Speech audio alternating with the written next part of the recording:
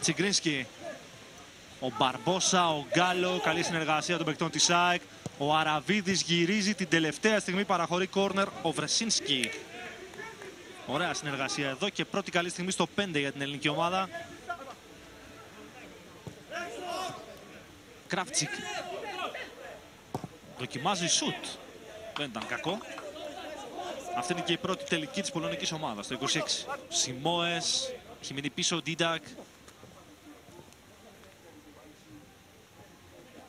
Τώρα παίρνει την μπάλα από την απομάκρυνση και κάνει ωραία πάσα για τον Μάνταλο.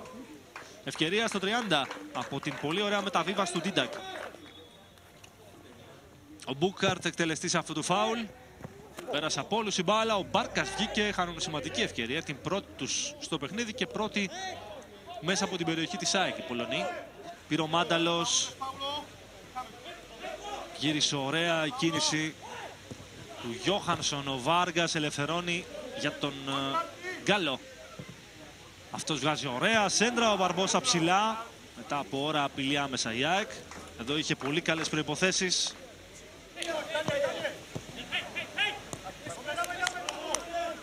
Μπακασέτας, άφησε ο Γιώχανσον, ο Πλατέλας.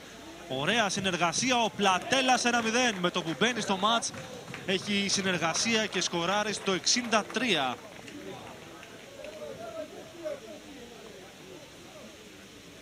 Γρήγορη εναλλαγή μπάλας.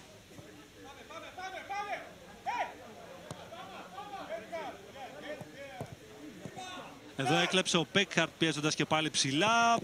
Δεν μπορεί να νικήσει τον τερματοφύλακα. Μπορεί ο Μπακασέτα σε δεύτερο χρόνο. Πετυχαίνει το πρώτο του γκολ και κάνει το σταυρό του.